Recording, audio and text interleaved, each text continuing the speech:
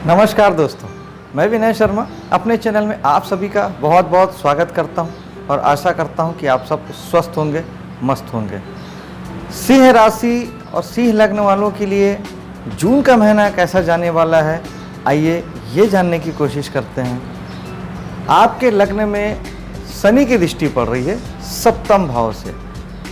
सप्तम भाव में शनि बैठकर ये बताते हैं कि इस समय अगले 2-2.25 वर्षों के लिए आपके जीवन में पार्टनर, जीवन साथी या बिजनेस का प्रभाव ज़्यादा रहेगा, क्योंकि लग्न आपका ओवरऑल व्यक्तित्व है, आप स्वयं हैं, आपकी पूरी सोच समझ है, आपका ओवरऑल सभी चीज़ों को देखने का नज़रिया है।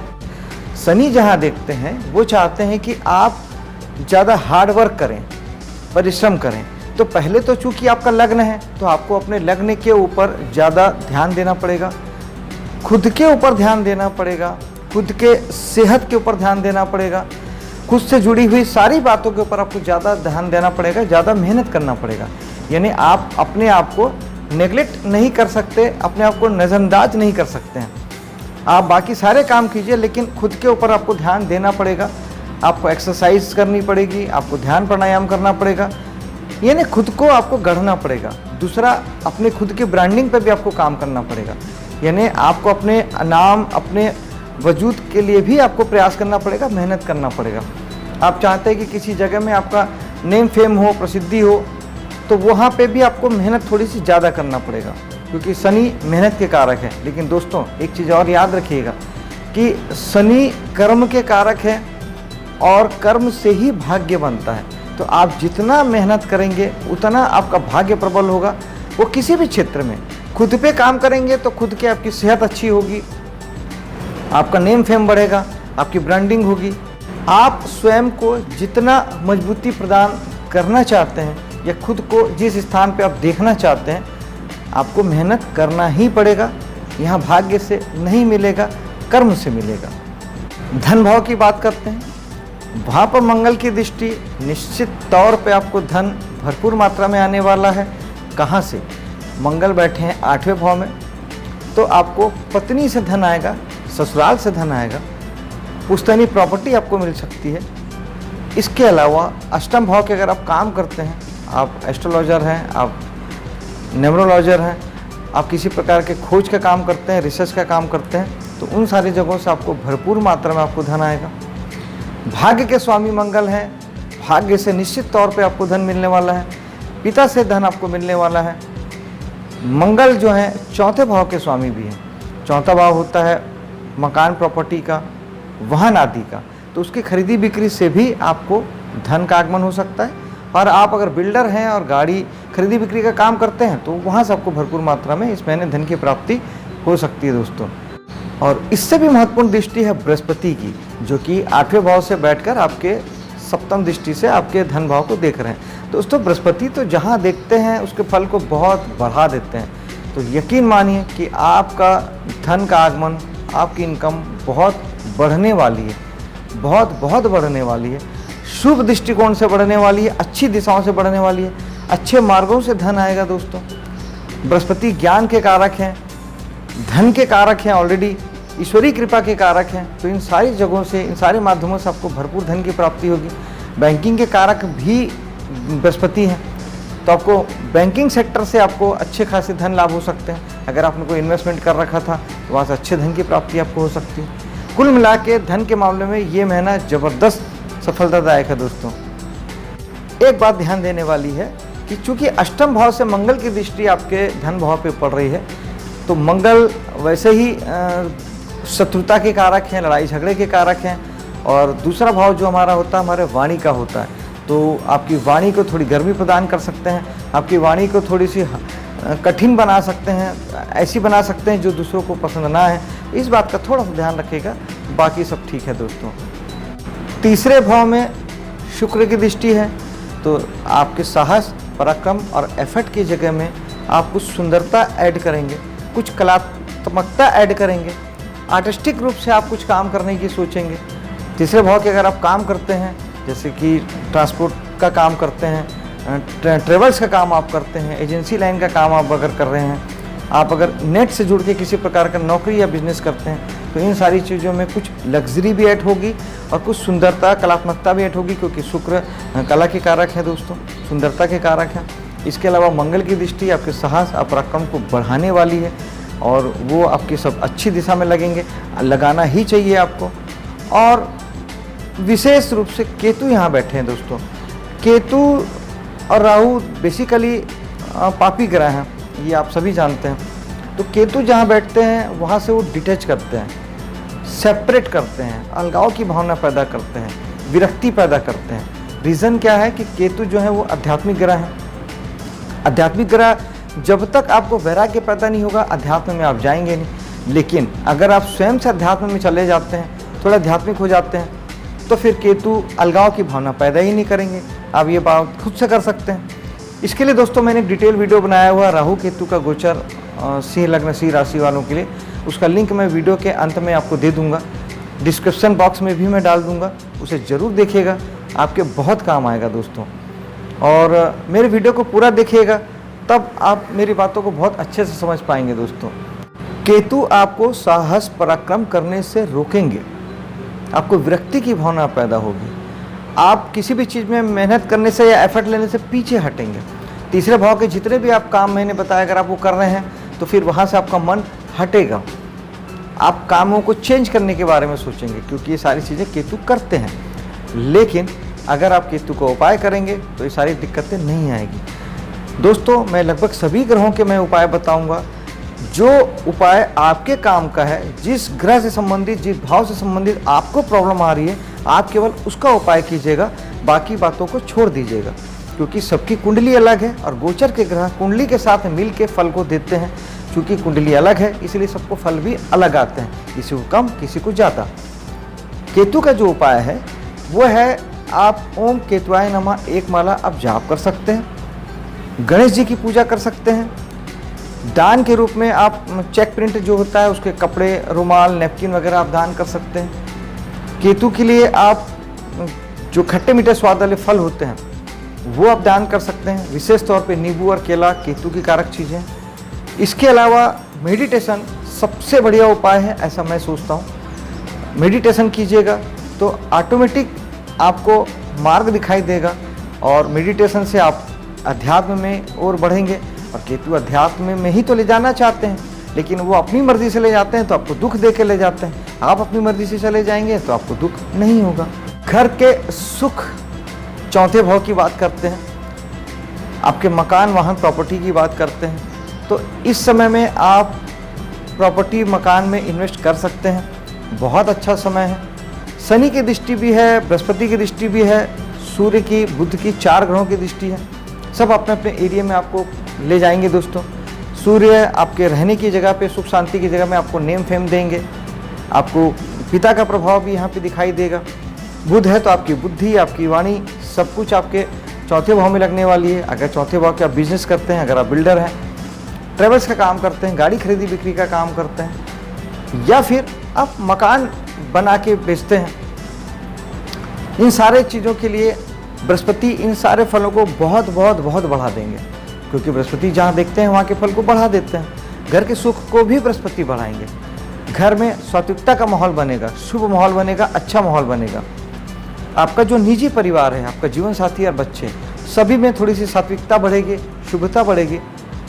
बृहस्पति प्योरिटी लाते हैं दोस्तों, सभी के मन में अच्छे भाव लाते हैं, ईश्वर के प्रति आस्थावान बनाते हैं। घर में आप पूजा पाठ आदि के कार्यक्रम आपके बढ़ सकते हैं।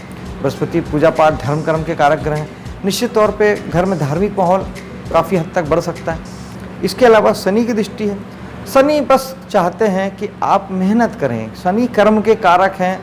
शनि आपके दुश्मन नहीं हैं। जो कर्म करते हैं, मेहनत करते हैं, शनि इनके सबसे अच्छे दोस्त हैं, क्योंकि कर्म से ही तो भाग्य बनता है।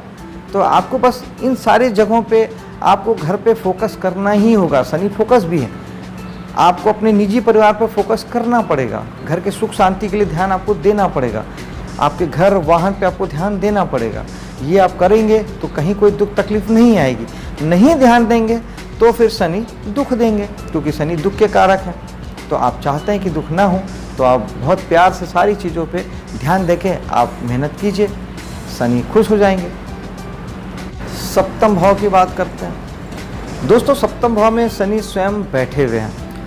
हालांकि एस्ट्रोलॉजी में ये कहा जाता है कि शनि जहाँ बैठते हैं उस भाव को वो बना के रखते हैं, यानी उस भाव को बल प्रदान करते हैं। ये बात बिल्कुल ठीक है, 100% ठीक है। ये बात मैंने भी आजमाई है कि आप चाह कर भी आप अभी 2 सालों में आप अपने पार्टनर, बिजनेस और जीवन साथी से आप दूर नहीं हो पाएंगे। आप अलग होना चाहेंगे तो भी नहीं हो पाएंगे। लेकिन शनि इन चीज़ों को बना के इसलिए रखते हैं क्योंकि इन्हीं चीज़ों से शनि को आपको दुख देना है। ये बात को समझिएगा दोस्तों, आप आजमाइएगा इस चीज़ को। आपको अगर अभी किन्हीं बातों से दुख हो रहा होगा तो कोई एक चीज़ ही काम करती है दोस्तों, या तो पार्टनर या बिजनेस या जीवन साथी, आपको दुख मिलेगा। लेकिन शनि दुख इसीलिए देते हैं क्योंकि आप उसके प्रति समर्पित नहीं हैं। आप अगर इन सारों चीज़ों के प्रति एक बार हार्ड वर्किंग करने लग जाएं, अनुशासित हो जाएं, शनि समय के कारक हैं, काल के कारक हैं, आप एकदम अनुशासित हो जाएं, समय से काम करें, हर बात बिल्कुल फिक्स समय करके काम करें, पूरा ध्यान दें, तो आपको कोई तकलीफ नहीं आने वाली है। और आप भागना चाहेंगे तो इन चीज़ों से भाग नहीं सकते हैं। हाँ, शनि के लिए हम उपाय की ज़रूर बात कर लेते हैं, क्योंकि जिन लोगों को भी यहाँ से कोई दुख पीड़ा मिल रही है, उनकी कुंडली भी इस दिशा में काम कर रही है, तो फिर वो शनि का उपाय जरूर कीजिएगा। शनि के लिए ओम शनिचराय नमः 1 माला आप जाप कर सकते हैं। हनुमान जी की साधना करने से भगवान शनि ठीक हो जाते हैं। गरीब लोगों की सेवा करने से, उन्हें सुख देने से, जो भी आपके घर पे लेबर काम करता है, जो मजदूर क्लास लोग हैं, गरीब लोग हैं, उन्हें दुख ना देके उन्हें कुछ उनकी मदद करके भी आप शनि को ठीक कर सकते हैं। और दान के रूप में, जो कि मैं हमेशा कहता हूँ कि ग्रहों का दान बहुत अच्छा होता है, तो सरसों का तेल शनिवार के दिन शनि मंदिर में जाके आप भगवान शनि में जब आप चढ़ाते हैं तो शनि भगवान उससे बहुत ठीक हो जाते हैं दोस्तों। मात्रा मायने नहीं रखती, 100 ml सरसों का तेल भी आप चढ़ा सकते हैं। अष्टम भाव की बात करते हैं। अष्टम भाव में मंगल है, तो आपके साहस और पराक्रम की वजह से आपको थोड़ी सी तकलीफ आ सकती है, दुख पीड़ा हो सकती है, इस बात का थोड़ा ध्यान रखेंगे। बृहस्पति शुभ ग्रह हैं, स्वराशि में बैठे हैं। बृहस्पति पवित्र प्योर ग्रह हैं, हर जगह शुभ करते हैं, लेकिन चूंकि 8वां भाव थोड़ी सी पीड़ा का है। अगर आप 8वें भाव के काम करते हैं, अगर एस्ट्रोलॉजर हैं, न्यूमरोलॉजी करते हैं, तांत्रिक हैं, जितने भी खोजने ढूंढने वाली चीज़ें होती है, गुप्त विधा होती है, गुप्त काम होते हैं, वो सब 8वें भाव में आ जाते हैं।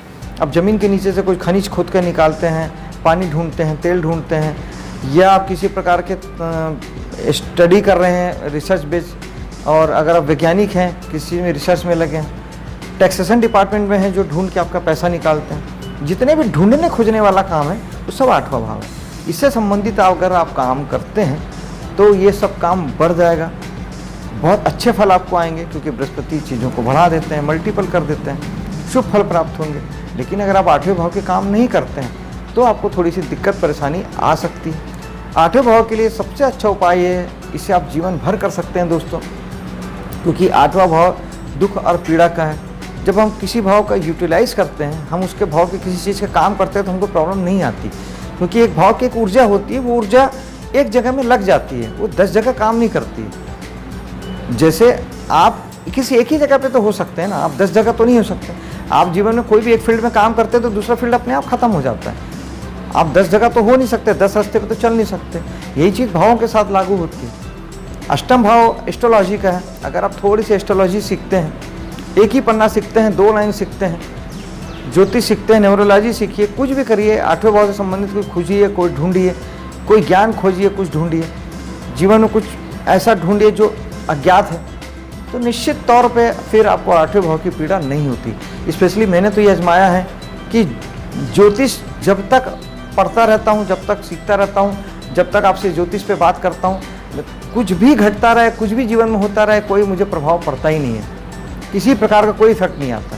और जब भी मैंने 2-4 महीने के लिए कभी मैंने ज्योतिष से मैंने अलगाव रखा या मेरे दूरी बनाई, उस समय मेरा बहुत दुख और कष्ट का रहा, अगर अष्टम भाव उस समय एक्टिवेशन में है तब। ये प्रैक्टिकल नॉलेज है दोस्तों कि आप अगर ज्योतिष के टच में रहेंगे तो आपको कोई प्रॉब्लम नहीं आएगी और ज्ञान ही बढ़ेगा और आपका काम ही आएगा। 9वें भाव में शुक्र बैठे हैं, तो निश्चित तौर पे शुक्र आपके धार्मिक एटमॉस्फेयर में, उच्च शिक्षा में आपको शुभता लाएंगे। लग्जरी के कारक हैं तो उसमें लग्जरी ऐड होगी। अगर आप हायर एजुकेशन देते हैं या लेते हैं तो वहाँ पे लग्जरी ऐड हो सकती है। शुक्र स्त्री जाति के कारक हैं, निश्चित तौर पे आपका भाग्य स्त्री जाति से बनेगा। इस महीने आपको स्त्री जाति से सपोर्ट मिलेगा, उनके माध्यम से आपके भाग्य में उन्नति होगी।